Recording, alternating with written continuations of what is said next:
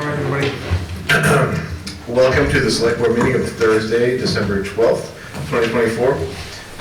We're going to do a roll call first. We have Kevin, Roger, Alec, and myself. Denise could not make it tonight. And as always, we're going to start with the Pledge of Allegiance.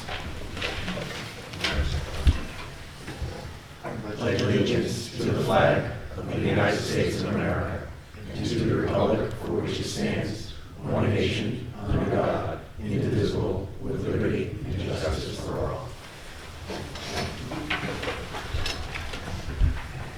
So we're going to switch a few items up here and begin with something that I've been kind of looking forward to here is recognizing Representative Jay Barrows. He has served as our state rep for the past 18 years. From what I understand and what I know, he's always been extremely responsive to the town of Norton, extremely helpful. And I did find out that his first election, he only won by what, 1% or something like that? It wasn't even 1%. It was too close. So we were very lucky to have had you, and very much appreciative. And personally, I knew you before I even got into town politics through insurance. Yeah. Through my business, and so I have nothing but praise for you, and thanks for everything you've done for the town of Norton. So if anyone would like to say something else, I'd welcome that. So I would just like to say that I've known Jay for a long time, and probably 35 years from when we were businesses across the street from each other. I knew his mom well when she was running a business, and he was next door to Fulham Pharmacy instead of me. Right. And he has been involved in local issues for longer than he's been a state rep. And he's helped everybody that's come in contact with him and asked him for something. He's always been receptive, and we couldn't have been luckier to have somebody like Jay representing us at the State House. So, Jay, thank you very much for all your years of service. I really appreciate it. Yes, thank you very much, Mr. Barrows. Everything that you've done for the town and surrounding communities has been unbelievable. When I first met you, I was a water sewer commissioner, and you were putting together, or working on the formation of the regional MFN sewer district for Mansfield, Foxborough, and Norton. And I couldn't believe, I was young at that point, and I learned a lot. Steve's still around. Yeah, I learned a lot watching and listening to you, and it was pretty impressive because you carried a lot of weight back then with, and showed everybody how to get stuff done, which now it's as successful as it gets as a regional plan. Right. So, No, thank you. congratulations. Thank you. And we do have. Hey, hang on a Oh, second. sorry. Kevin's got to have a chance. Sorry, Kevin. Well, I haven't known Jay very long, but seems like a good guy. I do want to thank you for all of your help and all of your support of the town of Norton. And I'm kind of disappointed that you're moving on, because I had this really great picture of you at Al Nylon in the clean suit. Yeah. So I was planning on using that against you at some point. But no, thank you very much. And we very much appreciate everything you've done for us. Thank you. Appreciate it. Okay, so a couple things we want to give to you tonight. Before you do that, Yeah, give me one second. We're going to do a certificate of appreciation. I'm going to have the clerk read that, but if anybody in the audience would like to come up and say something about Mr. Barrows, they're welcome to do use the so. microphone? Absolutely. Wow. Okay. Actually, this is a tag team. And you really, Steve Howard wait a minute. Steve Howard gets the accolades also, because when we needed something here in Norton, or for whatever the Tri-Town was, he took that wording of Tri-Town and made it into a grand money-making machine, Yeah. like our sewerage, like our housing, and I just want to thank him because he always answers the phone, or 10 seconds later, he's back to you. I'm gonna miss you. And as we reach out in our housing authority, where do you think we turned? Right to him, because he knew the doors that needed knocking on. We're gonna miss you. But you know what? You picked a good somebody to mentor. Michael. All right. And Not yeah, too old, the other absolutely. Michael. Representative Howard. What can we say about Jay? Well, one thing, it's hard to believe that I'm 6 months younger than Jay. His white hair, although I tend to look quite a bit younger than Jay, but it's been a pleasure. I've been your representative for 14 years, which is really hard to believe. And when I came in, Jay was there for me to mentor me, as I hope to do with Michael Chasen, who's your incoming state rep. Many things have changed. We've gone through different governors, but the one constant is that our communities that we represent, while we may not live here physically, we are part of the community. And we take everything that comes to us from the citizens of Norton, and in my case, I have Seekonk, Rehoboth, and Swansea. It's very important that we respond as quickly, whether it be a constituent or someone from the government, and Jay has set the bar for that, and I've truly appreciated. I was disappointed when he said that he was retiring, because as it's been said, we've been a good tag team, and by the way, Senator Feeney sends his regrets. He had another appointment tonight. Ha ha ha.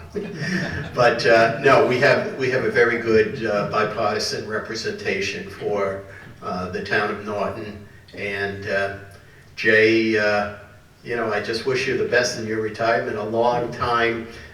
Hopefully you have another 16 years to enjoy your retirement, or better. Yeah, exactly. So Thank you, Steve. all I can say is thank you for what you've done for me, and you're going to be missed in the legislature as well. Thank you.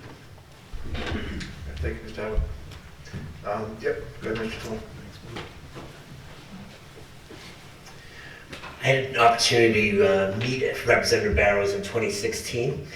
He actually mopped the floor with me when I ran against him as an opponent, but that's when our relationship began, and it's been a true friendship. And as a former select board member, Jay was very helpful on understanding and helping kind of explain how advocacy for the town at the state level, and he's been a true ally. But he really is, where he shines is he defines constituent services. That is where you call Jay, he will help you and guide you for any problem, and for that, the residents really, and Representative Howard, you are just as good, so I don't want to miss you any love, but Jay, you've been great, and on behalf of the residents, obviously, through the select board, obviously, thank you very much for your service. It will be missed, and I know Michael Chason will do a great job. Good, thank you. Thanks. All right, Mr. Kimball. It's like a roast. It's a roast? Hold on. Roast us You have now. the right people up here for that if you'd like. Jay and Steve, I mean, you guys have been great, and obviously we served together from 2006 on, so, it seems like yesterday, doesn't it? But always knew I could rely on both of you to get anything done in town and make that phone call and make it happen, so I'm glad to see you retiring and have some good time with yourself and your family, and make sure that all happens. The regionalization was probably one of the biggest hacks we'll probably carry forward, getting us involved in the Tri-Town with the sewerage, and in addition to that, now the new regional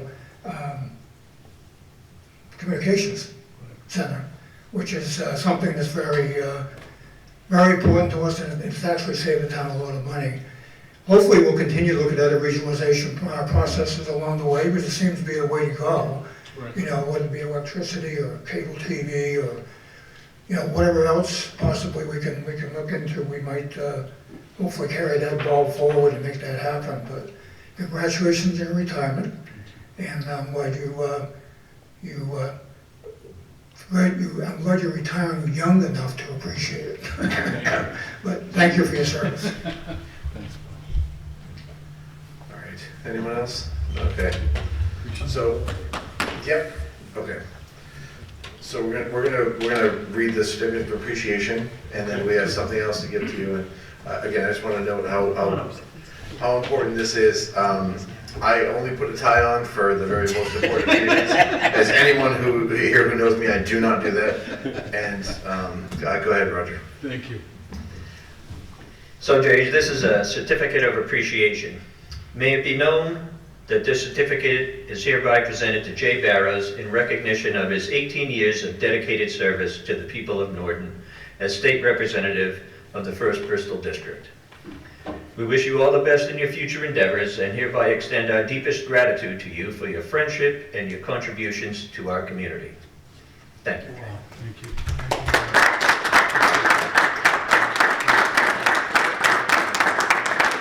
So we have one more item for you. Okay. And I'm gonna come up and help hand this to you, but I think it's the first in the town of Norton. We're gonna give you the key to the town. Wow, that is cool.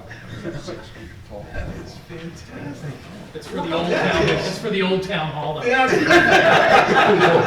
use it That is wonderful. I've never seen that. Thank you so much. I appreciate it. Thank you. Good man. Thanks. Good to see you. Thank you, sir. Let me just make a couple of words real quick. Yeah. You jump in the middle here with this. You got it? That is awesome. That is cool. Wow, that is great. Oh, thank you. Well, that is really special, and thank you, everybody, for the kind words and the memories. But we've come so far. It's like amazing to be standing here today in this beautiful town hall that was a dream many, many years ago. And all of you and those that came before you pulled it off. And I have to thank Town Manager Units for his leadership, in vision and passion. And it's important to have a good leader. Got a great police chief, great fire chief, assistant fire chief. We've got a great town. It's been awesome. And I always kind of relied on Norton helping me get elected. And it meant a lot. We knocked on thousands of doors way back in 2006 when I was young like you, Alex. But the people here have a great passion in history and community. And it's truly been an honor to represent this town. And it was funny, we started with the sewer thing, and Alex, you can attest, and Bob, when we all sat down with the 3 towns, I thought it was the Hatfields and McCoys and another McCoy. It was really interesting, and it was entertaining, too, because the 3 communities, that's all they did was sue each other. It's like, could we just stop with that nonsense and let's work together? And we did, and we had a lot of different dance partners along the way. Town managers, a couple changes in both the community, all 3 communities. Changing leadership on boards of select boards. I think we called it selectmen back then. But it was always kind of a change. It took 10 years to pull it off. And one of the things that I thought was important, that Norton's hosting of that facility. I mean, I can't imagine what it was like in the 80s when, 5 guys from Mansfield smoking cigars drove to Norton and said, let's put the sewer treatment plant right here and it'll be ours. Like, that never made any sense. But they did it. And so some of those years of angst, we were able to unwind, and now the town is compensated for hosting that. And hopefully it feels very fair how we did it and how we structured that whole deal. But it was a great thing to start, and then to see with the 911 the work that Chief Clark did with that, and the fire chiefs, to make that happen again regionally, unheard of. I mean, in the state of Massachusetts, in the land of parochialism, it just doesn't happen. So to pull that off, it really made a huge difference. But people have been fantastic. You folks have been very welcoming, as have all the other boards through the years, and we appreciate the partnership that we had, and I will always have a fond place in my heart for Norton, so thank you.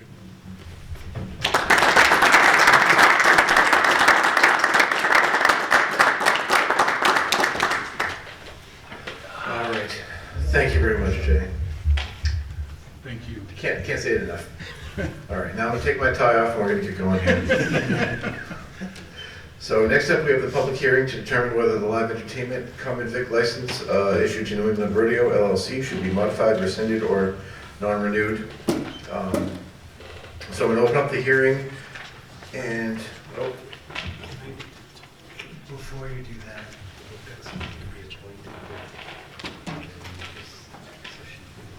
we can do that first. So I'm not gonna open that public hearing just yet. Sorry, where are we? Okay, we have appointment of Jill M. Dudley to the part-time accounting clerk position in the town accountant's office. So Jill is here tonight. Jill is a resident of Norton, and she's going to fill a long vacant part-time position in the town accountant's office. So it'll be 18 hours per week. And Jill has a background in bookkeeping and is also currently working as a substitute teacher in Norton. And we look forward to have Jill help us out in processing bills and other functions around the town accountant's office. Okay, excellent. Any questions from the board? If not, I'll take a motion. Mr. Chair, Mr. Marcy? I make a motion that we appoint Jill M. Godley as a part-time county clerk. Second. Okay, all in favor? Aye. Opposed? No? All right, excellent. Thank you very much. Congratulations. Thank you, Jill. Okay. So now, I will open the public hearing for New England Rodeo LLC.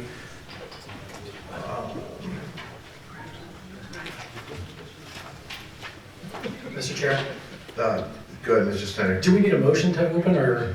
I don't think we need a motion to open. Okay. Yeah, Do we? we'll take a motion to open the. Okay, I'll take one. How about I'll do it then? I'll make a motion to open the public hearing to determine whether the live entertainment and common vic licenses issued to New England Rodeo should be modified, rescinded, or not renewed. Second. All in favor? Aye. Okay. All right, excellent. So we're gonna have Attorney Corbo go through this. Great, thank you. Through you, Mr. Chair, good evening. My name is Greg Corbo, Town Council for the Town of Norton, and we're here this evening for a public hearing for the board to determine whether the entertainment and common victualers licenses for New England Rodeo should be renewed for calendar year 2025. Although these licenses are typically renewed as a matter of course, as members of the board may be aware, town officials have had numerous issues with the rodeo during calendar year 2024 concerning health and safety issues, traffic, and things of that nature.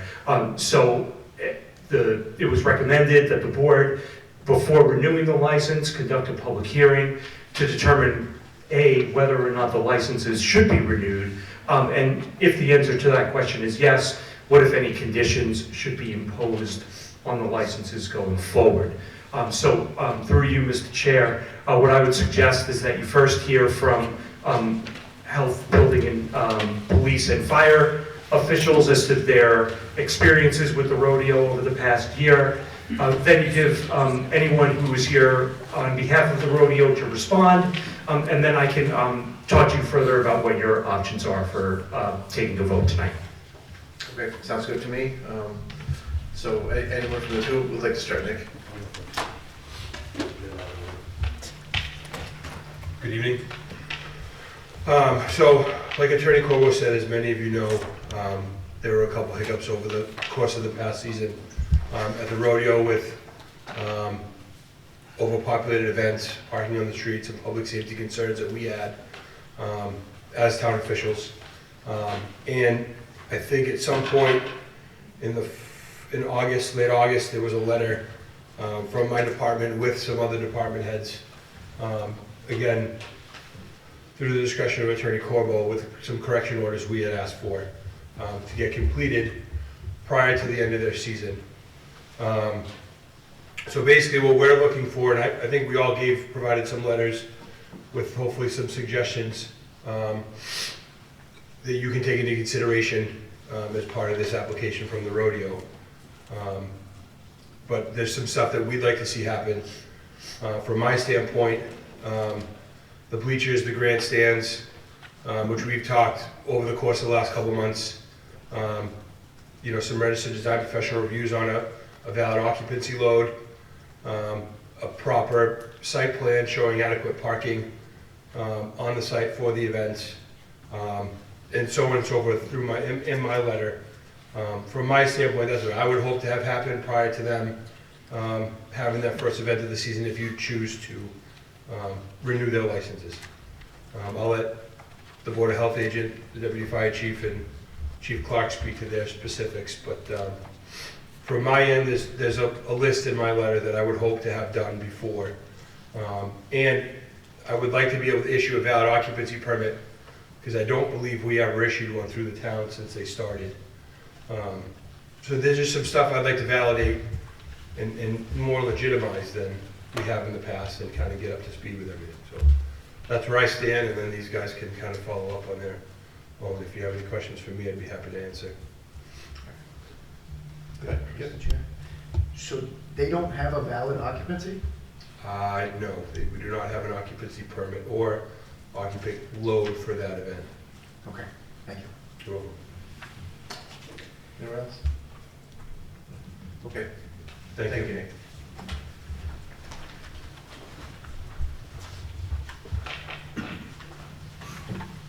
Good evening, Chris Honor, Board of Health agent.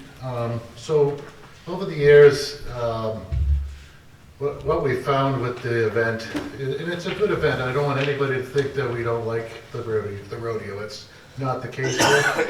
It's just that over the years, it's gotten bigger and bigger and bigger, and concerns have gotten greater and greater and greater. Some of the things that we're looking for on the health department side, the well water testing needs to happen on an annual basis, and the flushing of the water system that they use for the cooking area.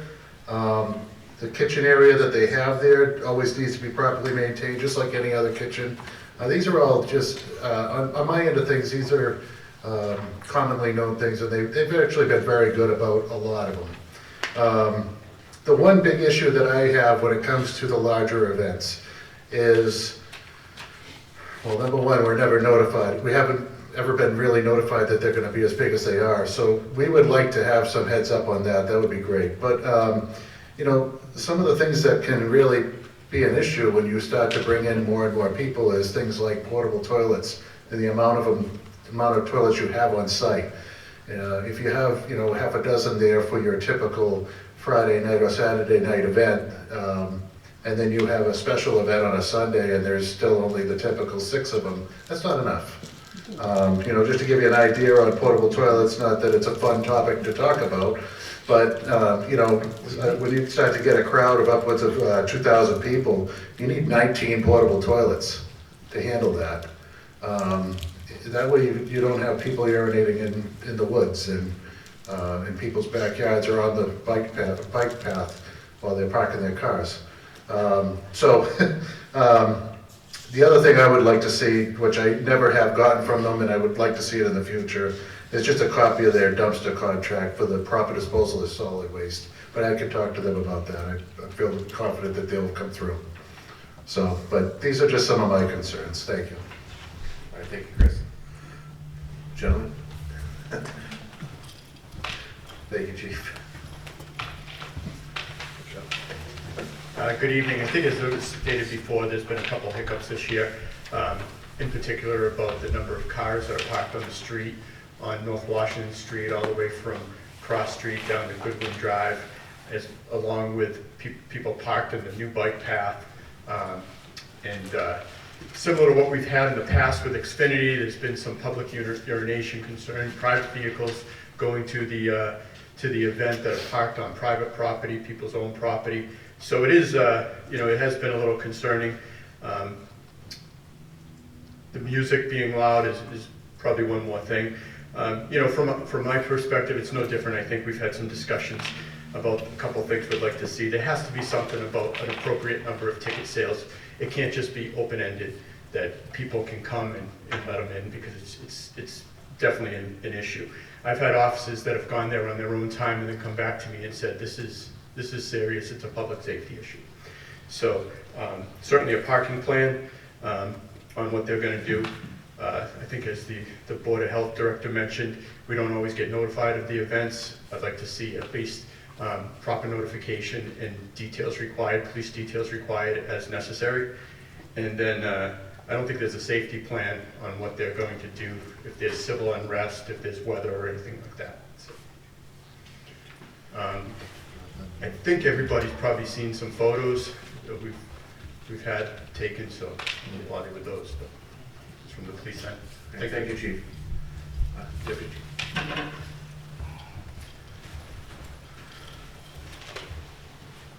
Thank you all.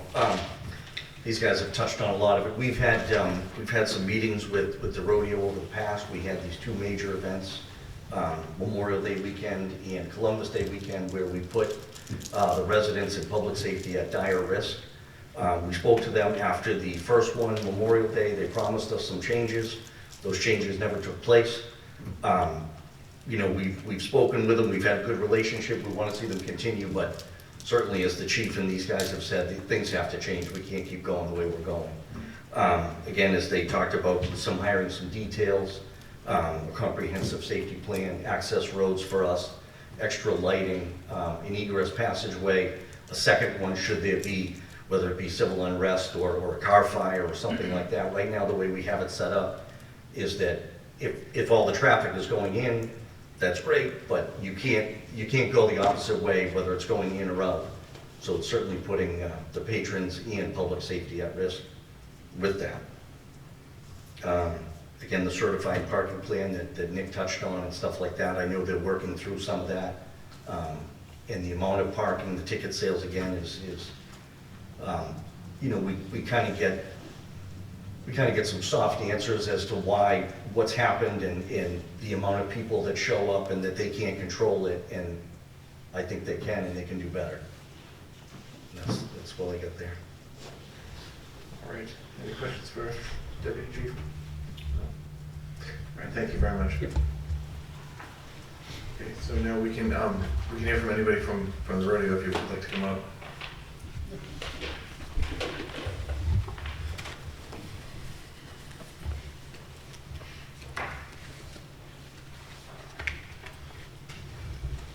Good evening, my name's Ed Pina. I help out at the rodeo.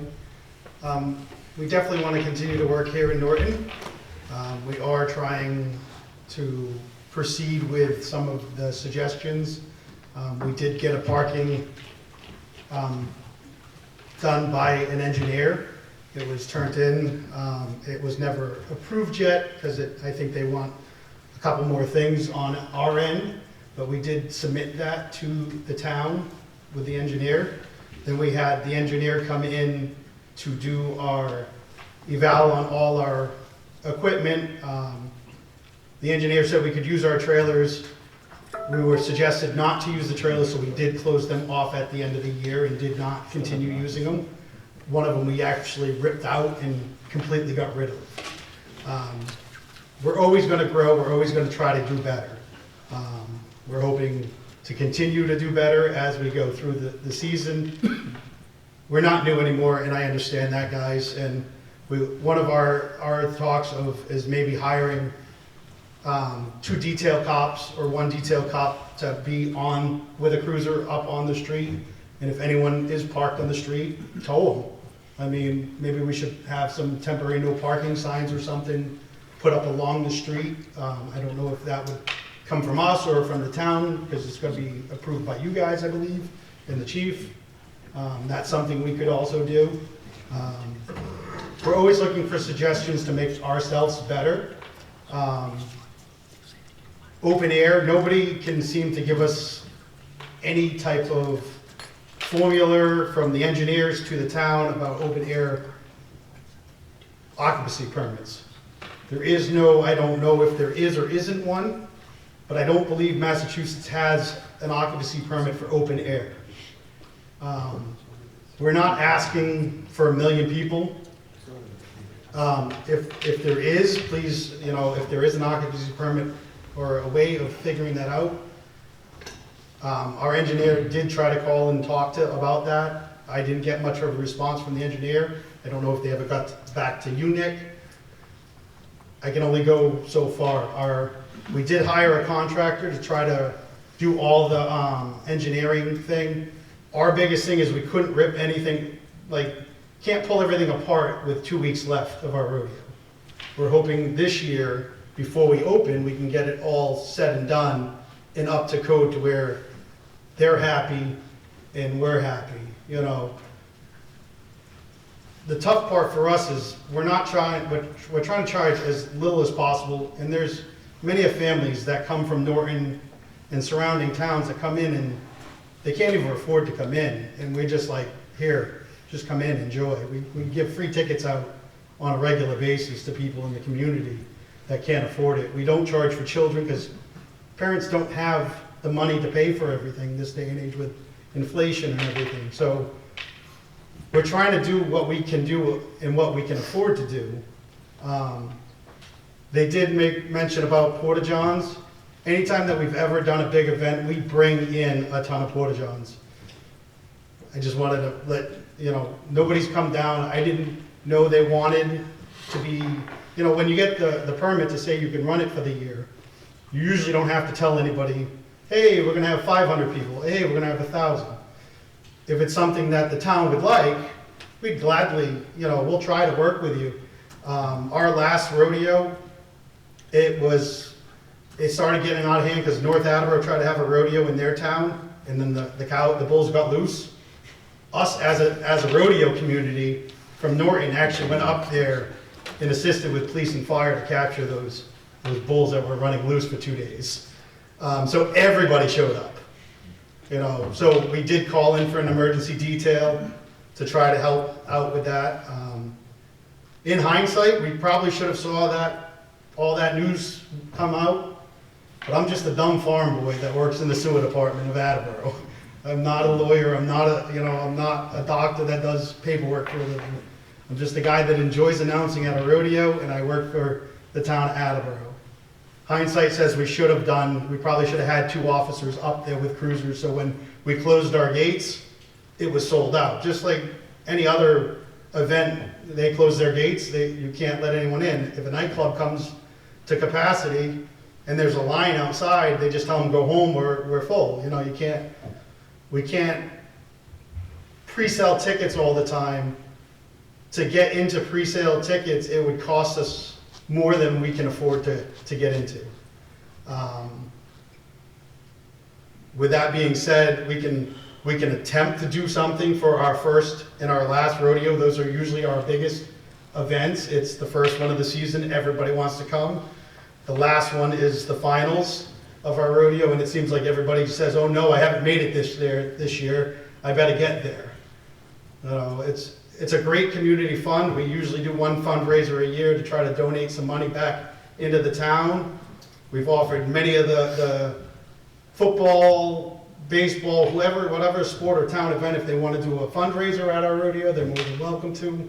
And last year we did talk about possibly having the Park and Rec Commission, if they wanted to do like a fair with us at our rodeo grounds and try to promote some more town business to be made. We're trying to do our best. Again, hindsight's always 20/20. We're gonna try to get better with the help of all these gentlemen that have been working with us. We'd like to continue with our rodeo for the 2025 season. All right. Thank you very much. I appreciate it. So I can, Anybody have any questions before I say anything? I kind of do. All right. Yep, go ahead.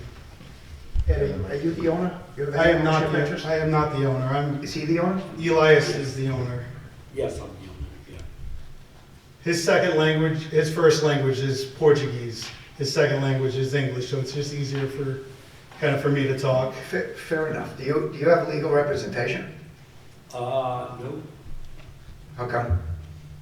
Oh, for the rodeo? Yeah. No. For this situation? No, it's only me. I think that's the best money you're ever gonna spend, because they're gonna guide you the right way, dealing with the municipalities and our public safety officials, and it gets to the end much quicker for you. These guys are the best of the best, and we're going to take their recommendations as gospel. And these are basic public safety requirements that they've given you a lot of leniency on. Excuse me. And if these requirements that these guys, I'm gonna cut to the end right now instead of going back and forth.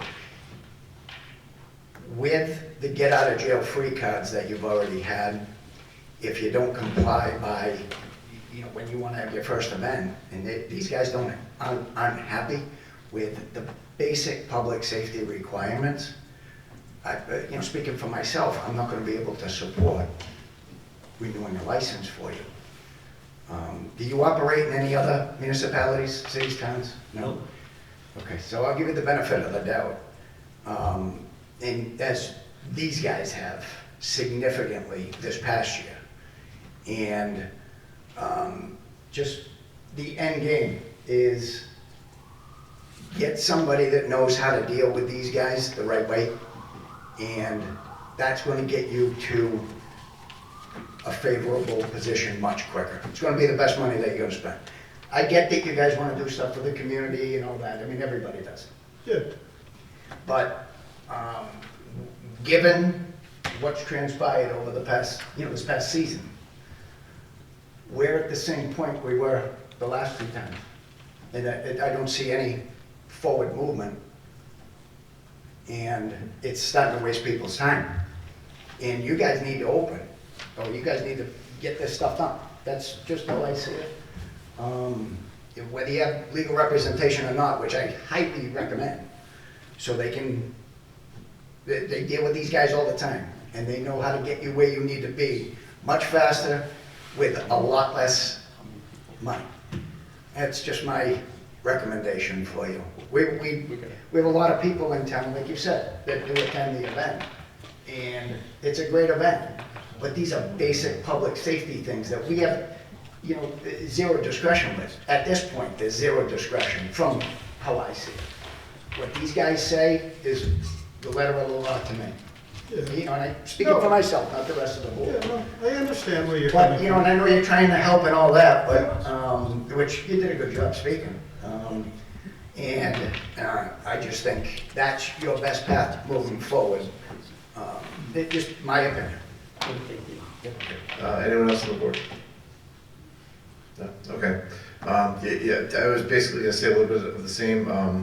My family and I enjoy the event. We go every year, a couple times a year. And what these 4 gentlemen said, I can't say it enough. I put my 100% faith in what they say. And if they're saying something's not safe, then they're doing it for a reason. And I've known all 4 of these guys to be lenient when possible. But when they're putting their foot down on something, then it's something I pay attention to immediately. So I think for me at least, you need to get on the same page with what they're requesting. Otherwise, there's going to be an issue. I'm the biggest Norton business fan there is, and I don't want to see anything. I don't want to not renew a permit because of misunderstandings of this. I want to see this succeed. I want you guys to succeed. Yeah. So. No, I totally understand. It'd definitely be helpful if, instead of having a meeting and it's just verbally said, maybe have it written out on Norton letterhead that what exactly is required of us. It's only been, Yeah. it has been a couple times. The first Yeah. couple times it wasn't, now that has. So let's do this. I mean, let's get on the same page, and I think. So Hang on 1 second. So, I know that the last time we talked about this, there was something in writing, correct, gentlemen? Yes. There was The something in last writing. one, yeah. Yeah, so, and that was before the last event.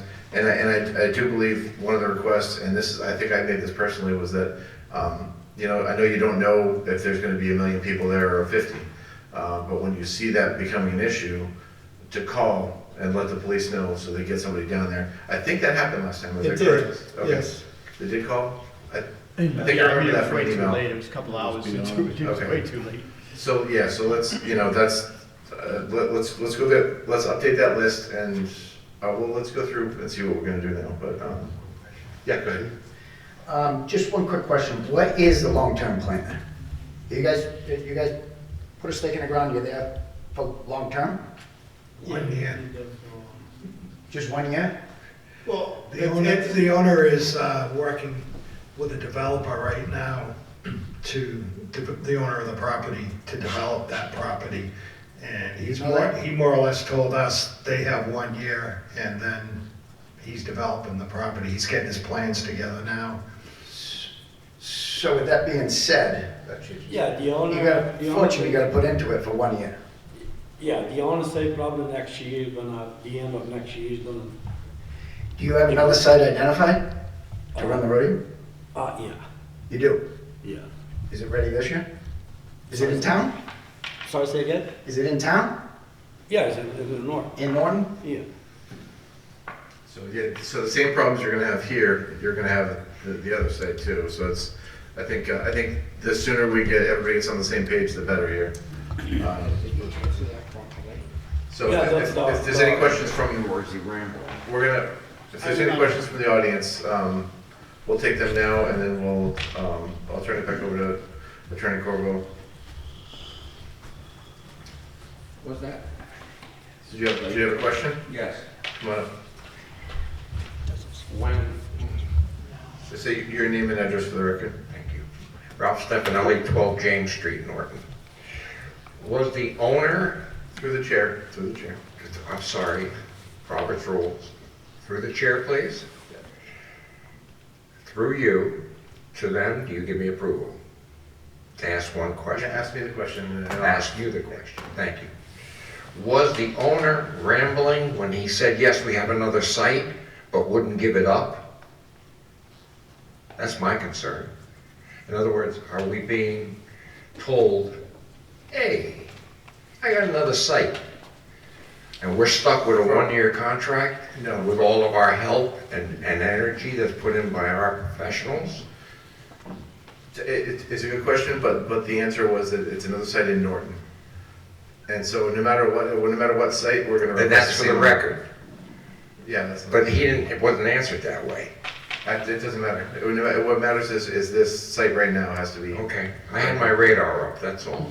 Thank you. Thank you, Ralph. Okay, do you want to close the public hearing first, or do you want to? I think we can stay in public hearing at this point. All right, well, thank you through you, Mr. Chair. So, and just to clarify, this is a one-year license for calendar year 2025, and it is not transferable to any other location. So any license that you grant is for this coming calendar year 2025 and this location only. The owner would have to come back in and ask for either renewal to 2026 or for a transfer to another location. So, you know, we're only dealing with what the site is here. And, you know, the information that you've heard was that this site has had problems in terms of overcrowding, not enough parking, traffic, and other public safety issues.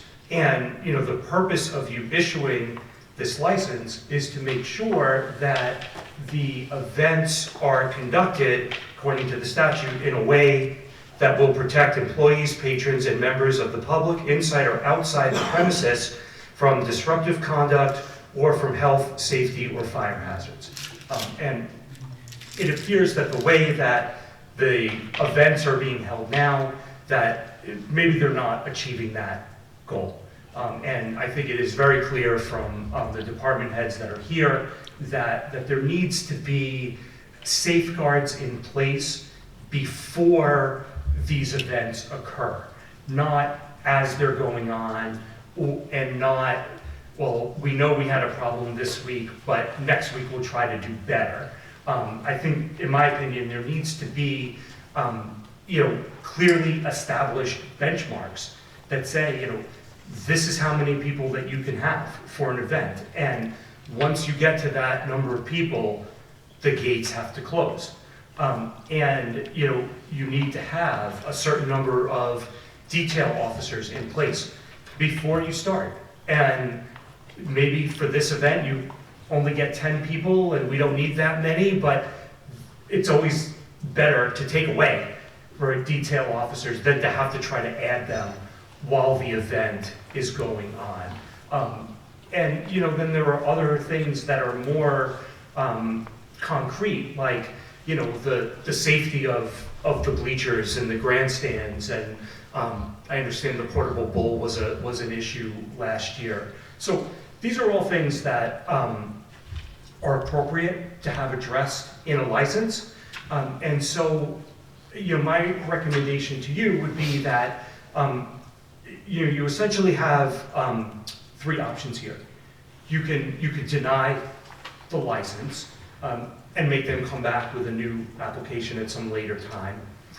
You can approve the license as you've always done and hope that they will work more closely, that they've heard the warnings and will work more closely with your public officials. Or you can, continue the matter pending submission of operations, parking, and safety plans approved by town officials with recommended conditions before you act on the license. Or finally, you can sort of grant the license, but with the condition that they not be allowed to open until public officials have signed off on it. Okay. Any questions from the board? Yeah, Mr. Chair. Good. This might be a question for the town officials, but what does enforcement look like? If the day of an event, there's 1,000 people on the property and there's 2 porta potties, and we have someone there and see this. Is this all right, everybody get out, we're closing the place down type of thing, or so that's my question, because we can put all these things in place, but then I want to know what the enforcement looks like. If I could speak on that a little bit.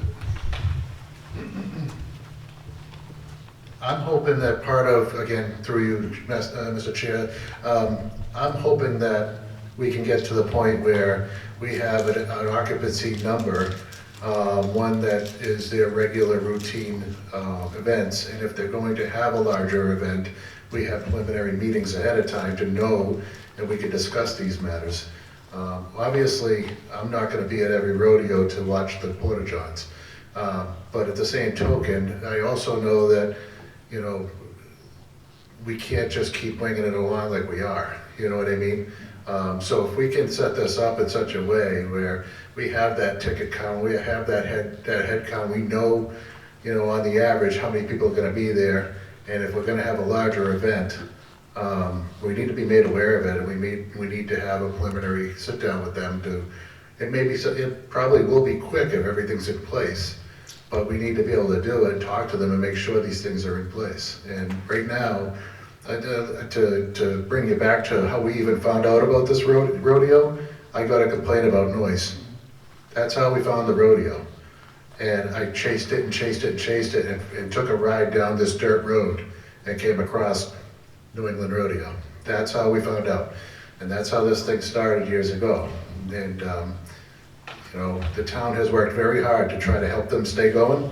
We understand it's a great event for the public, but we need to bring this into control. It's out of control. And yeah, to me, you know, I'm not speaking for all these guys, but I'm pretty sure they agree with me that things like that happen on Columbus Day and Memorial Day, they should just be automatic shutdowns, done. If that happens again, shut it down. Everybody go home. Because these guys need to know that we can't just keep going, all right, we'll look aside and we'll talk about it after. It can't happen anymore. Because something serious is going to happen there, and it's going to come down on all of us. So, thank you. Thank you very much. Thanks, Chris. Any other questions? I guess it's more directed at Nick as well, too. There's no occupancy permit requirement. There's gotta be some, you know, I guess my question is, you know where I'm at in Florida, and these are all over the place, as well as the car auctions all over the country that I go to, and they're all outdoors. Yep. And they're very organized. But one thing you have to do is have, they know the count by the admission tickets or registrations. So that gives them a guide. There's always people that stop in, you know, walk-ins, call it. But there needs to be some sort of guide to be able to produce parking plan, you know, porta-johns and seating, you know, and all that stuff. You know, and I don't know, is there any other? Yeah, so, so basically, it's really not an open air event. We have fixed seating with bleachers. Over the last couple of years has been, as he noted, there's been some trailers, you know, like a 52-foot trailer on the back of a Mack truck that have been dropped on site with some holes cut in the side and some pressure-treated steps built just kind of in front of them, and that's how people get in. So, yeah, those bleachers all should be certified, tied down to a footing a certain way to meet the wind zone compliance of our area, right? Each bleacher, there's a calculation in the building code that his engineers should be able to figure out pretty easily based off of how wide the bleachers are, how big they are, how many rows you have, your stairs going down off the bleachers. There's a certain calculation, square footage per person that's allowed in that bleacher, in that grandstand, we'll call it, right? And they accomplished some of that late summer, I believe, when they had their architectural firm go out and give us their preliminary plan, which, again, to his point, was before their last event. They knew, I'll say 2 weeks generously, at least 2 weeks before they knew what they were up against with needing to install some tie-down footings for these bleachers, needing to, there were certain sections of the trailers that in their report noted either structurally had to be repaired or be blocked off completely. None of that was done. None of that was taken into consideration for that last big event that happened. We did talk about it. We absolutely did talk about it. And you did shut down all the trailers. The trailers were shut down. Let's just. Sorry, I'm just. So, yeah, to his point, I can't confirm or deny, I didn't, either way. But to answer your question, Alec, yes, there is an avenue through the building code to come up with an actual number of safe occupant load of that event. I mean, you have standing room only, that there's a calculation in the building code. Each, like I said previously, each bleacher or grandstand area is gonna have a specific number to them, you know? So for instance, if you have 3 grandstands that allow for 50 people in each grandstand, that's very simple math, right? The standing room is based off of the square footage of the standing room space, just like at the TD Garden, right? For example, you have standing room, TPC, your standing room, so it's not a fair per se, it's not a carnival per se, where you may not have an occupant load like the VFW does, you know, in the summertime. You know, that great event that we do, I say we, they do. You're not gonna get an occupant count for that event. It's an open air carnival, for lack of a better term. This is a little bit more than that. There are specific calculations that can be made and be completed. And that's what we're looking for. So that's what we originally spoke about, is if we can get a number, say if the number is 400 people, if the number is 200 people, if it's 1,000 people, then we can almost work The next step would be to come up with a parking plan based off of the allowable occupant load of that event, right? So they gave us a preliminary parking plan over the summer that showed 980-something vehicles. If you average 4 people per vehicle at let's give or take 1,000 vehicles, that's 4,000 people in this event. With one way in and out of this event, like the Deputy Chief and Chief Clark both talked about. God forbid there's a car fire there, or a mass event that they have to get into, and you have 4,000 people trying to get out of this event in a one-way road, while they're trying to get in with a fire engine, an ambulance, 3, 4, 5 potential police cruisers. I'm thinking hypothetically, worst case scenario, we're all gonna have issues. So we need some type of a limitation. We need some type of a cap to these events. You know, and that's what we're hoping for. My goal, from a building code standpoint, my goal, and I told you this, I said this multiple times, is if we can get a legitimate certification of grandstands or bleachers with an occupant load, I can then go in and work on issuing a valid occupancy permit for this event. A seasonal occupancy permit that says you are able to have X amount of people in this section of bleachers, this section of bleachers, this section of bleachers, and they're gonna be labeled, they're gonna be numbered, and that count has to be posted on each section of the grandstand. Then, legitimate liability purposes, right? For the town and the event, we have an occupancy permit. You can legitimately occupy these spaces and have these events, you know, in conjunction with a potential license from you and the approvals from these department heads. We haven't, I've been here since 2020. We haven't had that, okay? Every year, certain events, certain businesses, certain buildings, we have to do yearly inspections through the building code. I have to do a yearly inspection. As we complete those inspections, we issue yearly certificates of inspection. That basically is a, you know, for lack of a better term, it's a certificate of good standing from the building department. It's to say, for the year 2025, we did our inspection, and you meet all the requirements that you need to meet. And they can post that next to their occupancy permit every year. We've never done that. We've never got to that point because, and this isn't a bash or dig at anybody. When I came in 2020, this is how things happen. Right, wrong, good or bad. So we would go and we would check out the beginning of the season, and every season, like Chris said, there would be something new there. Right, there would be a new trailer, there would be a new set of bleachers. They're good people. They've always tried to do the right thing for the most part. That's not, I've never once tried to attack them personally. I'm not trying to attack them now. But it's got to the point where we're at a crossroads where either we need to legitimize this stuff for liability purposes, like I said, for the town, it's also for them. Or we need to, you know, through you guys, we need to make a decision to find another location where we can have a legitimate event every week. You know, I'm the same way. I would love to see them succeed, but I also want to see them succeed, and I want to put my head on my pillow at night and close both eyes and sleep, knowing that I don't have to worry about an issue on a Saturday night in the summertime. So, follow-up question to that, Mr. Chair? So is the seating is gonna determine, that's gonna drive the occupancy, not parking plan or anything like that? No, the whatever they decide to do for bleachers, for standing room,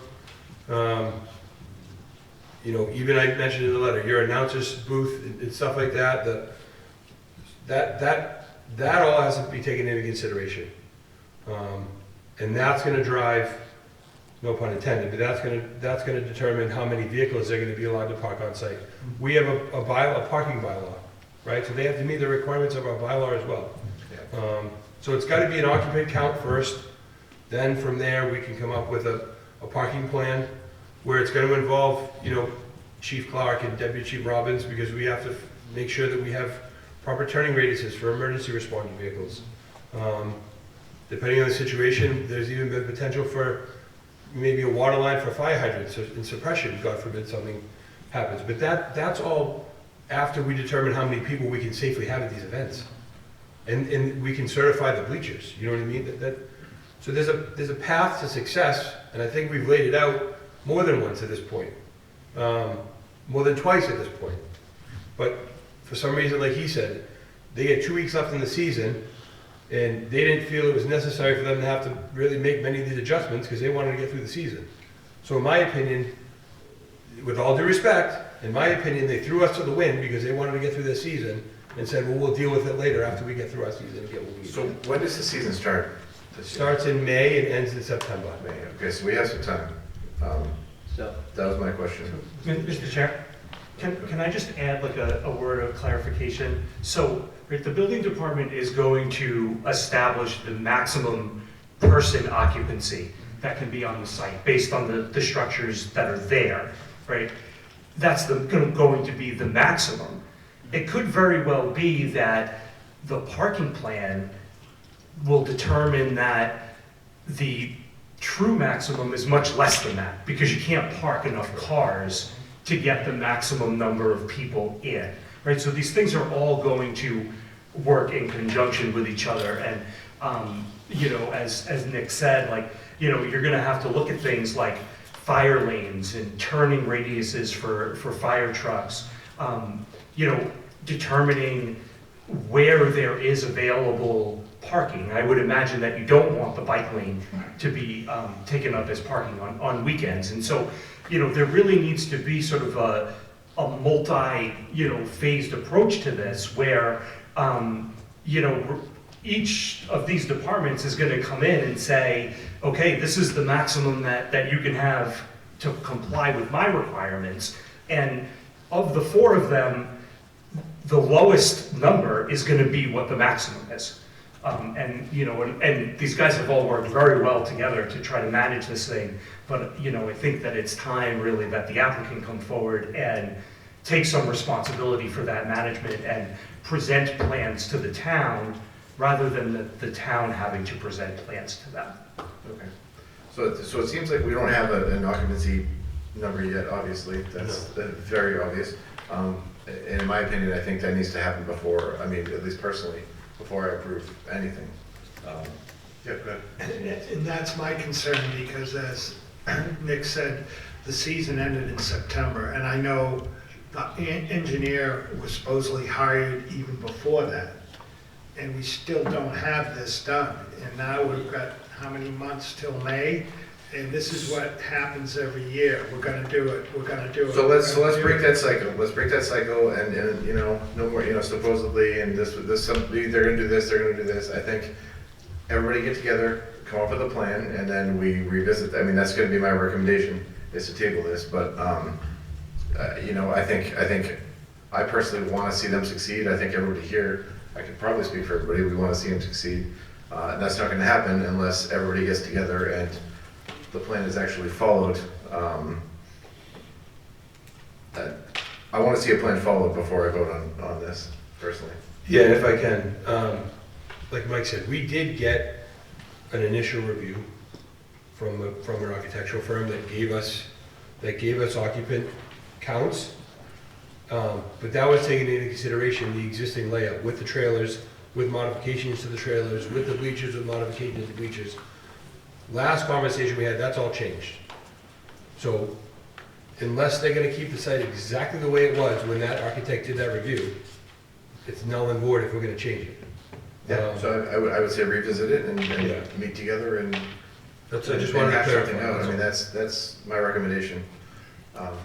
Again, I take everything into account, and if you're saying it's not safe or you don't believe it's safe, I mean, I wouldn't sleep at night either, so. Thank you. If I can ask the board one thing, just to keep in mind, when they do this and they come up with the amount of people that are allowed on the property in the past, they've pulled special permits through your board with approval through the fire department, the police, the building and stuff like that with their amount of people, and we've blatantly gone over that without any regard of public safety. Could we institute what I would suggest a very harsh penalty to the rodeo if they go over that capacity? Now, we have the ability, I have the ability through the fire code, or Nick does, through the building to completely shut down the property. Again, not really where we want to go, but I think that we also need to to really hold a harsh penalty for them so they know that it's not okay, what they've been doing in the past. Personally, I'm 100% for that. I think that's reasonable. But I think that's something for, again, once we close the public hearing, I'm gonna probably look to table this, but that's something I would love to see included. I would just be careful about that, because if you're singling out one business over another for what they're doing, we might get ourselves into a can of worms by doing that. If we want to have a town-wide policy for that, I think that would be fine. If people, don't follow their permitting, that would be fine. I don't want to single out necessarily one business. It might just give us a problem legally. I would also like to say that I couldn't be more pro-business for our town. But my first concern is the safety of the people in the town. So I have a problem with, back in August, we had a meeting and got a letter from the building inspector laying out all these things that if they didn't follow these things, these steps, then they weren't going to be able to open. And now I'm finding out that they didn't follow all those steps and they still finished out the season. So I'm really concerned with that. And I'm concerned that no matter what we say, it's an enforcement issue. It doesn't matter what we say, if they're going to do whatever they want to do, then it's going to be a problem. I don't know how we fix that. So I don't know. I agree with you, Deputy Chief, that there needs to be some consequence for not doing what you say you're going to do, and not living up to the standards that are set for you. But I'm not sure how we fix that. Yeah, well, I mean, if the enforcement is to shut it down at the over capacity, then that would be the enforcement. That would happen to anybody else, so. Mr. Chair? Okay. Just on that note, as an event is occurring, public safety officials certainly have the authority to, shut the event down or order that corrective measures be taken right then and there. But in addition to that, looking sort of more forward, this is an event that occurs on weekends. And so, if you have violations during the first weekend of June, you can bring them in for hearing and say, you are not opening again until all of these deficiencies are corrected. So, there is strong incentive from that respect, because, if they're going to be subject to tighter constraints, they're going to be at risk that if they violate in their first event, that first event will be their last event. In addition, the statute provides for criminal penalties for anybody who is responsible for violating the terms of this license, which would include punishment of a fine of up to $1,000 for each offense, or imprisonment for 1 year or both. So, there are serious penalties if you are to create conditions on this license and those conditions are not complied with. All right, thank you. Any other questions? Yeah, Mr. Chair, through you, to Attorney Corbo. So the idea I think we're talking about here is tabling this or moving this forward until such time as certain conditions are met. Could we also, is it possible to put a time frame on there, so to say, if these conditions are not met by, just pulling out of thin air, April 1st, then we will not approve the license for the season. In other words, I'm trying to put sort of a finite end on the time frame here, rather than just saying we want this all done at some point before the season starts. I'd much rather be able to say, if this stuff isn't all done by April 1st, you're not getting your license for the season. I agree. I do think that you should, my suggestion would be to continue the hearing to a date certain, and with the understanding that in between now and that date, there is going to be, an operation parking and safety plan that is approved by town staff. And if you don't have that on that date, then it's likely that the license is going to be denied. And so I would leave it to, the department heads and the applicant to try to figure out what that date should be. And I also think that you're going to want to work in some sort of, pre-first event inspection, that occurs right before that event. And so you might want to work that into your timeline as well. Thank you. Just a point of note for me, I think this guy's a businessman, and it's, in my opinion, it's not our job to babysit him and make sure he does what he needs to do for the permit. It's up to him. If he doesn't have it by the time his first event, and we don't get it. If these guys aren't happy, then it's all on you guys. It's not on us or these guys. That's just how I see it. You're a businessman. You need to make money, so you need to make sure that it happens. And that's why I say an attorney to keep you ahead of the game, so you're not falling behind. I just don't want to see what happened to you this past year that happen again. That's just my opinion. I have a question.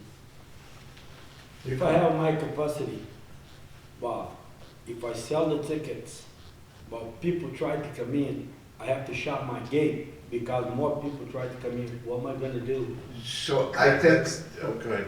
I think there's a quick remedy. You have a couple people with counters at the gate, how they get in, right? You have that now? Yeah. But if I have my capacity, I have my capacity already full, then more people try to come in. What am I gonna do? That's gonna That's be right, a you have problem. to- I think he's saying, we can control, once we close our gates and it's off, we can't help that if people are parking on the street without. So if we hire- that's when you contact the police, and this is something that, or the fire department, this is something that can be worked out beforehand, and there should be a plan in place All right. for what you should do. So those questions you don't have to ask on the night of, you know beforehand, your people at the ticket booth know, okay, if we have to close and there's still 500 people out here, what are we gonna do? This is the plan, this is what you do, exactly. So I think that's what we're getting at here is, we want to have a plan together so that you don't, we want to help you succeed. And to do that, you need to follow these guys' direction and have a plan. Go ahead. Another recommendation is, the wristbands. You can get, $1,050 on Amazon. So, you can count that way, in people that don't have a wristband. You have people that walking through, if they don't have a wristband, they gotta go. That's up to you guys to monitor that stuff. No, we do that already. We definitely do that already. Yeah. We just, Mr. Chair, if I can. Mr. Senator, go ahead. How do you guys sell most of your tickets? You sell them mostly online or walk up or? walk up. So they're walk up. So So once you hit the certain max, you're gonna have to turn people away at that point. Yeah. So, Yeah. Mr. Chair, Mr. Marson. I think I understand what you're saying about, once you close your gate, how do you control the people outside the gate? So that's where you need to have a police detail out there to help you. You need them out, you might need to have an extra detail. If you're gonna have a large event, you might need 2 extra details, or however many you need. So that's something you have to work out. But we can't have what happened in that community happen anymore. Right. That can't happen. No, we So- totally understand. So this is normally the point in the meeting where I'd say, I'm looking to close the public hearing, but I don't think we should do that. I think we should continue it to a later date. I think, I was looking at the calendar, February 27th is a couple months away. Should give everybody time to have gotten together. Do we think that's fair? Yeah, or at least, continue it to the 27th. It still has plenty of time before the season opens. That way we get an update, make sure everything's going the right way, and we'll get recommendations. If these guys are happy, I'm sure I'll be happy, I'm sure these guys will be happy too. So with that, I'd look to continue this to the 27th. I need a motion for that though. Not February 27th. Mr. Chair, Mr. Marson. I make a motion, we continue the public hearing to February 27th. Second. All in favor? Aye. Aye. Opposed? All right. This is continued till February 27th, 2025. Thank you. Thank you, thank you all for coming in. Thank you. Thank you very much. All right. Thank you guys for your time. How are we only at minutes? Approval of minutes, including but not limited to October 24th and November 7th.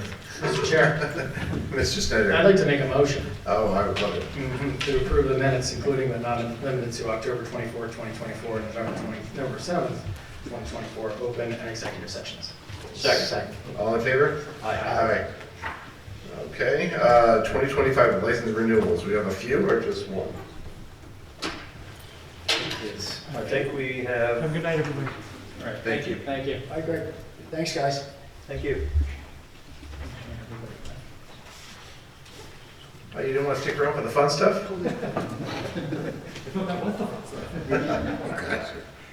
Set me up here. I'd like to thank Ralph Stefanelli for sticking around. Yes, second. I second that. You're always good. Mr. Chair? Mr. President. Are we going to approve the license for New England Rodeo? Is that the only one? No, there's one other. Okay, no, so we'll just read the other one. Okay. Mr. Chair, Mr. Marson. I make a motion that we approve the CV license for Tasty's Norton LLC, doing business as Tasty Bagels, Cold Treats, and more, 103 West Main Street. Second. Okay, all in favor? Aye. Opposed? Excellent. The 2025 seasonal population increase estimation form for alcoholic beverages, Alcoholic Beverage Control Commission. This, I believe, is for seasonal issues, and we usually just put 0 on this, correct?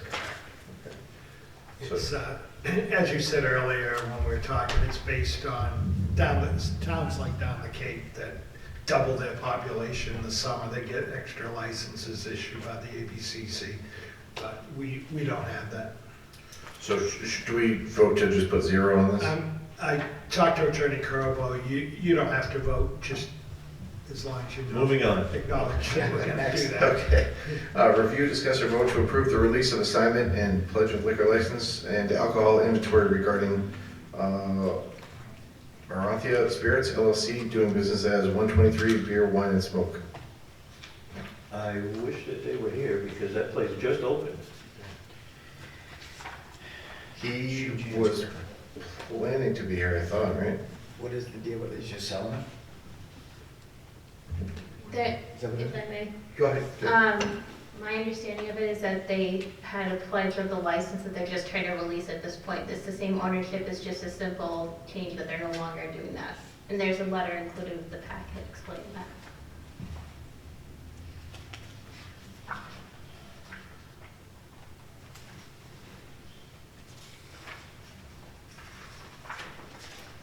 All right, any questions?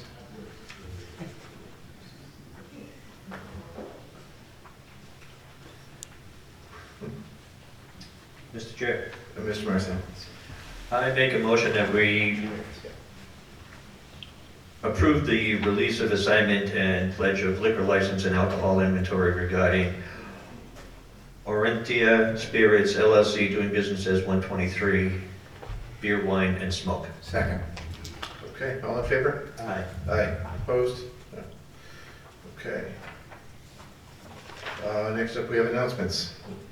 Mr. Chair, Mr. Marson. I'd like to make an announcement for National Wreaths Across America Day. It's going to be December 14th, 2024. That's this Saturday at the Norton Common Cemetery. You could sponsor a wreath today by to be placed on a veteran's grave this December 24th. You can scan the QR code or make a donation at wreathsacrossamerica.org. Corrections of 14th. It's this Saturday, I believe, right? That's what I said. That's right. Didn't I say Saturday? That's what I thought you said. Oh, you might have said 2024. I thought you said 24. Okay. Apologize. Go ahead. I'd like to also make an announcement that the town is having a coat drive now through December 20th. Coats only, please. All sizes are welcome at Norton Town Hall Library. Tom, did you say lobby? The Norton Town Hall lobby. Yes. Sorry. All right. Do we have this? Do we have it? Okay, all right, cool. I'm gonna have her have to read that. Okay, next up, and with all the hullabaloo with Jay Barrows, I should have recognized this right afterwards, but we wanted to give thanks to the Norton Housing Authority for the use of their facilities. So we put a letter together, and Roger, if you don't mind, could read that into the record? Sure. Dear Mrs. Saltby and the Norton Housing Authority Board of Commissioners, on behalf of the Select Board, we would like to express our deepest gratitude for allowing us to use the Woodland Meadows Community Room of the Norton Housing Authority for our meetings while we were waiting for the construction of the new town hall to come to completion. Your authorization to host our meetings at your premises gave us space to hold productive and effective meetings for the public to attend safely and comfortably. Thank you again for your hospitality. Yours sincerely, Norton Select Board. Mr. Chair. Ralph, I'll give you this. Please. I humbly accept. I had nothing to do with it. Mr. Chair, Mr. Snyder. I certainly appreciate the Norton Housing Authority, and that's awesome. But we also had some other folks, right, like the library and Norton Media Center. So I just want to suggest that we also maybe do a thank you to those folks as well. Absolutely. I think Everybody's been very accommodating of all of the boards in town for a long time, so I think that'd be a nice gesture. Oh, absolutely. Yeah, I mean, the library, we got through all of them. I mean, the library has been fantastic. The senior center, the old senior center we used for quite a few meetings. The middle school we've used. Bog Iron. Okay, fair enough. We've used, well, not us, but other boards. Yeah. So thank you to the Norton Housing Authority and anybody else. Yeah, it's very much appreciated. Yeah. Okay, next up, we have the Mass Community Electric Aggregation Renewal. So, yeah, I just wanted to let you know that we still have a year to go on our current agreement, but we're going to start the process of going out to bid again. And the program, since it started in January 2016, we've had 3 contracts. And the current contract started in December of 23 and will end in November of 25.